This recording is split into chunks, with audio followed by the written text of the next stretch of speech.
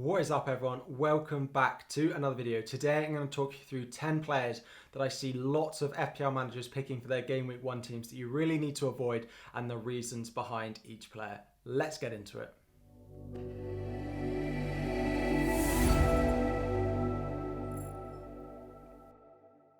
So the first player that we're going to talk about is Bruno Guimaraes of Newcastle. He did really well at the end of last season. He got a price increase up to 6 million, and this has seen him being picked by 21% of players at the moment, which just seems a crazier statistic at the moment. I can't see why he is so highly owned. He really overperformed last season. Yes, he scored a couple of important goals for Newcastle. However, his underlying stats were really not there to think that this is a sustainable number of goals that he's likely to continue to score this season. I can only see him scoring a maximum of probably 5 goals this year. Now, I know there are a lot of people that picked him at the end of last year and he did very well, but I just don't think the points he scored last season are sustainable. Plus, if we look at the opening fixtures that Newcastle do have, yes, they play Nottingham Forest at home on the opening day, which is a great fixture. However, if you've seen a few of my other recent videos on top tips and biggest mistakes, you need to look past just the opening couple of fixtures. Game Week 2 sees them go away to Brighton, which is definitely a difficult fixture, particularly at the start of the season. Brighton tend to start strong, and then they play Manchester City, Wolves away, and Liverpool away on the bounce. A very difficult opening 5 fixtures, excluding that Nottingham Forest fixture in Game Week 1. He's not a player that I want in my starting lineup for any of those games apart from that Forest fixture, and if that's the case, then I'm not going to be wanting to spend 6 million on him. I'd rather go down to a 4.5 million like Andres Pereira, who's just signed for Fulham and is much more likely to sit on my bench every week and not cause me a headache because he costs 6 million. Plus, if we look at a few of the other options that we've got in and around this price, Martinelli is the same price. We've got Neto coming in at 5.5 million as well. To me, it's just a no-brainer that these guys are going to be better options than Bruno Guimaraes. You've also got St. Maximin coming in at 6.5 million, who, to be honest, I'd rather have in my team over Bruno. However, I probably would stay clear of both of these guys, and they are 2 players that I would be avoiding for Game Week 1. Next up is the strike partnership for Liverpool in Jota and Darwin. Again, combined, they have 19% ownership. Almost 1 in 5 teams has either of these strikers in, both coming in at 9 million. Now, I do think the season will start with Jota being the sort of focal number 9, and it will be Diaz on the left-hand side and Salah on the right-hand side. However, we don't really know if that's going to be 100% the case, where Jota's going to play, how many minutes each of them are going to get. So with that in mind, it's very unpredictable about who's going to start. They do have a great run of fixtures, right? One of the sort of top 3 best opening fixture runs. Fulham, Crystal Palace in the opening 2 as well, starting strong. Then Manchester United, but we know what Liverpool did against Manchester United last year. They then played Bournemouth, Newcastle and Everton in their next 3 games. A great opening run of fixtures, so I can see why these guys are being picked in your team. However, if you do sort of pick them, I think you're missing out on the likes of Diaz, Trent, Robertson, Salah, all of which I think are better options than them. It's only Salah in that list who's actually more highly priced. Diaz coming in at 8, and then Robertson in at 7 and Trent in at 7.5 are all better options, I think, than Nunez and Jota are going to be. So I think you're just wasting a Liverpool spot going with Jota. Look at those midfielders and defenders. Again, because Jota's had a big price increase up into a forward as well, he gets a less point for a goal and he doesn't get that clean sheet point as well. So these other players are cheaper and they are getting more points for when they are involved in goals. And I do think the goal involvement could be very similar throughout. So he's not a bad option. I don't think that he's going to do badly this season. I think there's better options in that Liverpool team and elsewhere. So next up is his teammate Alisson coming in at 5.5 million. Now, they did get rid of all 6 million goalkeepers, which was something I loved when the game launched. For me, 6 million goalkeepers were an absolute no-go. Alisson has crept in slightly from no-go to I think I won't go without him, and I'm going to talk about why. Again, it's a great opening fixture. However, for me, 5.5 million, given that all the other goalkeepers have been downgraded to a cheaper price, is just not worth investing in. You've got Ramsdale and you've got Mendy in at 5. You've got some of those Pickford, you've got Raya, you've got Sanchez coming in at 4.5. And he takes up a Liverpool spot. Now, that's a big thing for me. If he was potentially playing for a team that I didn't want other players from, like Trent, like Robertson, like Diaz, like Salah, then that would be absolutely fine. For example, Ederson, I can see why people are going to be picking him in their Game Week 1 team, because the amount of us tripling up on Manchester City is a lot less than those tripling up on Liverpool, so it's not such a big deal taking up a Liverpool spot. However, if you have Salah, Trent, and then you go Alisson in goal, if Diaz starts the season really strongly, it's so difficult for you to find a way to go and get these guys into your team. You don't want to be booking in that sort of goalkeeper move to sell to someone else in order to free up money to go Diaz, but then you run the risk of going without one of these big Liverpool heavy hitters. So again, I don't hate him as an option. I think going down to 5.5 million, he is a better option than he was, of course, at 6 million. However, I think there are better options that you could go with, like Mendy, like Ramsdale, if you do want a premium goalkeeper. I don't like spending more than 9 million on a goalkeeper, so 5 million max for my starting keeper, and just because those other Liverpool assets are much more worthwhile being picked. 18% if you have him in your team, I would probably look to downgrade and get another Liverpool option in, probably in your defence in Trent and Robbo, if not in your midfield as well.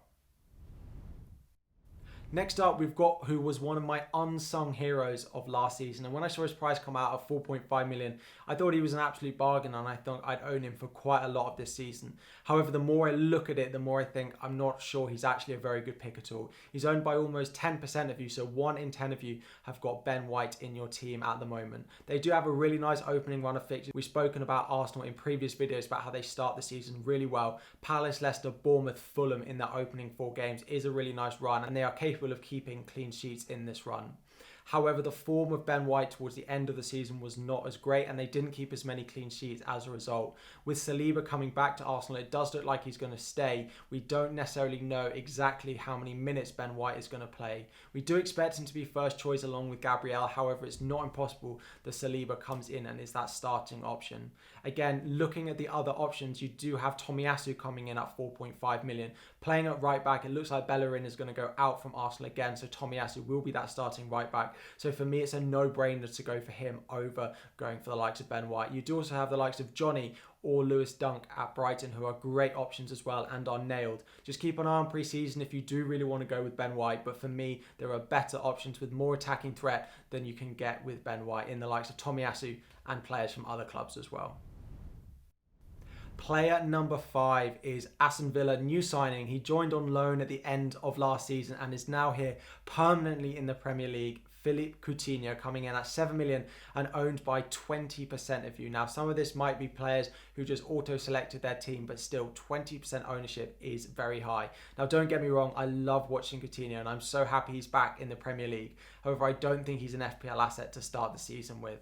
He had mixed form since joining. He really started his loan spell well, but it did drop off quite quickly, especially into that sort of last 8 game weeks. A lot of us picked him for their double game weeks, and he just didn't get the returns that we really expected of him. With the amount of tackers Aston Villa do have, it is difficult to predict exactly which of these are going to be the ones starting every week. And if any of them are actually going to start every week, they've got Buendia, they've got Coutinho, they've got Bailey, they've got Ramsey, they've got Ings, they've got Watkins. All of these guys really tying for just 4 positions in that attack. It's very difficult to know who's going to be playing consistently. I do think Coutinho will be in the starting strongest lineup, but I think there'll be a little bit of rotation in that Aston Villa lineup. Again, looking at the fixtures, the first 3 are really nice. Bournemouth, Everton, Crystal Palace. And actually, Aston Villa had this last year where there are a couple of nice opening fixtures. However, it gets very difficult from game week 4 onwards with West Ham, Arsenal and Manchester City. They then also play Leicester in game week 7 as well. So if you do start the season with Coutinho and he doesn't do anything, or even if he does, you're basically booking in a transfer because there's no way you're going to be wanting him in your team from game week 4 or 5 onwards. So yes, he might do well in those opening few. I do think there's a good chance that he doesn't start all of them as well, given that there is an opening, sort of in the opening 4 game weeks, there is a mid-week round of fixtures as well because of the World Cup congesting them. I do think there's a good chance that he misses out in one of them, doesn't start it, and then you are really in a bit of a tricky situation with a transfer booked in looking at their more difficult fixtures. So a player I'm very happy to have back, and I like that he's gone to Aston Villa and is back with Gerrard, but for me, not a player I want to start game week 1 with.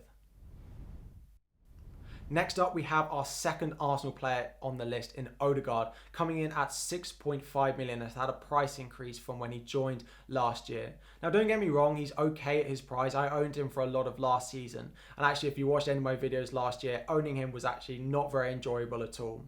Although he's very involved in what Arsenal do, he's not very involved in the goal scoring ability that they have. He takes some set pieces, but he rarely gets in the box to take a lot of shots. And players that score consistent FPL points are the ones that take a lot of shots. shots, whether they're good or not. A key example of this is Martinelli versus Odegaard. Martinelli coming in at 6 million versus Odegaard coming in at 6.5 million means for me, I can't really be looking at that central midfielder as an option. They do start the season with a lot of nice fixtures, but again, just the role that he's playing, he did play slightly more defensive at certain points towards the end of the season when there were injuries. Again, for me, I just don't think he's worth 6.5 million given the sort of bargain prices that we have in the likes of Martinelli and in the likes of Neto, and even going up to 7 million. You can own Harvey Barnes at 7 million, or you can own Odegaard at 6.5. For me, his price is just slightly too much to go and consider given the role he actually plays in that Arsenal team. Number 7 on the list is Ivan Toney, a player who was in a lot of drafts and actually was in my first draft. And since I've considered it, he has come out of that. He's owned by 6% of you, being priced at 7 million. To start with, they have a very difficult opening couple of fixtures. Yes, you might look at their first 5 and think, that's quite nice. I'll just ride the wave for game week 1 and 2. But game week 1 and 2, they do go away to Leicester and play Manchester United at home before going away to Fulham, and actually going away to newly promoted teams at the beginning of the season can be quite difficult because they do need to hit the ground running. Everton, Palace, Leeds, yes, could be easier fixtures for them. However, a lot of the points that Toney scored, particularly at the end of the season, were because they had Christian Eriksen in that Brentford team. It seems almost impossible now that Eriksen is going to go back to Brentford, so they'll be playing in a team without that creative force in there. If we look what he did throughout the rest of the season, we know how much he was a disappointment at the beginning of the season in particular. I got burnt by him, and I'm sure a lot of you watching did as well. So there's just not really enough to reassure me that I think he's going to perform again like he did at the end of the season. It's more likely he continues how he did, particularly at the beginning of the season, because there's not that creative force unless they go and sign someone, but it's not going to be someone the same caliber of player that Eriksen is. Again, 7 million just seems too much for him, given what you can get at maybe 6.5 or even 7.5. If you go up to likes of Callum Wilson, just 0.5 more for me is such better value. So yes, he could pay dividends throughout the season, but for me, he's not one I want to start with, especially given those opening couple of fixtures. Let's wait and see if Brentford do continue how they finished the end of last season, but I don't think it's likely to happen. Next up, we have another newly promoted striker. We have Mitrovic. Now, the bottom point really says it all. It's Mitrovic, right? We've been here so many times with Mitrovic where he's been promoted, he scored a lot of goals in the Championship, and then he comes in and doesn't get as nearly as many points as we want him to, and we all start the season with him.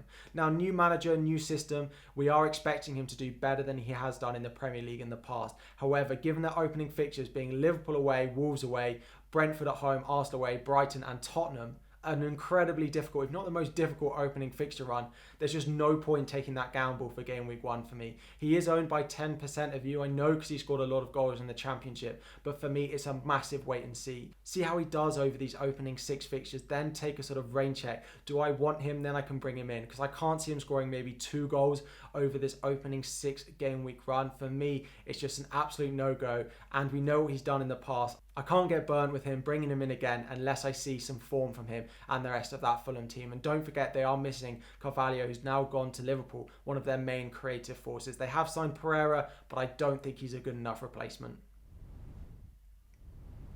Now, second to last, we have Bernardo Silva of Manchester City. Now, he was one of the main assets for us to own at parts of last season. He went on such a hot run of form, which is why people have picked him, because he's now come in cheaper than Mahrez, cheaper than Foden, and people think 7 million. He can do what he did last year, and if you look at the overall points from last season, Bernardo Silva scores quite highly because he went on 5 game week run or so that he scored, I think, 7 goals in 5 games with a couple of assists in there as well. However, it was a real flash in the pan for him. I cannot see him doing that again this year. Plus, we don't know his relationship with Pep. He has been pushing for a little bit of a move out of the club. It doesn't look like he's going to go, but we don't quite know how Pep is going to react with that. Plus, with some of the others coming in, they've got Calvin Phillips, they've got Rodri. Could they go to a 2 defensive midfield option? They've got De Bruyne, they've got Gundogan, they've got Foden. They've got a lot of options that they now can't play through the middle. They could squeeze all these players into that Manchester City team, playing one of them in that sort of false 9 position. However,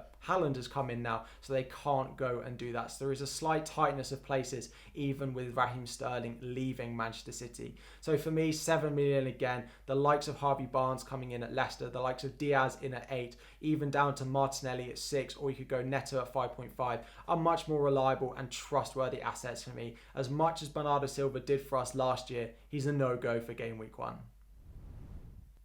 And finally on the list, we have Jamie Vardy, who's come in at 9.5 million and it's now 4% owned. But actually a couple of days ago, he was just 3.5% owned. So there is quite an increase in his ownership for some reason. I think because of maybe the form he's shown in pre-season so far. We know as players get older, they can't play as many minutes and they do often pick up more injuries. And we saw that from Vardy last year. There was no way he could play every game and even 2 games a week. With Daka and Iheanacho being really ready-made replacements for him, they've been there a couple of years now and they can really come in and fill when Jamie Vardy is injured. I can't see him starting consistently at the start of the season and throughout the season as well. I do think these other guys will get minutes. Now it could mean that Daka and Iheanacho are actually quite good options at their prices, but we'll have to wait and see who starts the season. I do think it'll be Vardy, but I don't think he'll get consistent minutes. Again, those guys, plus you've got Maddison coming in at 8, $1.5 million cheaper, and Barnes coming in at 7, $2.5 million cheaper, who I think will play almost every game for Leicester, are just much better assets. Now the opening fixtures are okay. Brentford at home in game week 1 and Southampton at home in game week 3 are good fixtures that you might want to captain Vardy in, for example. However, they do go away to Arsenal and away to Chelsea, with Manchester United and Brighton as well in their first 6. Means it's very difficult for me to invest even Barnes at 7 or Maddison in at 8. I think those guys could work, but 9.5 million for Jamie Vardy just feels too much.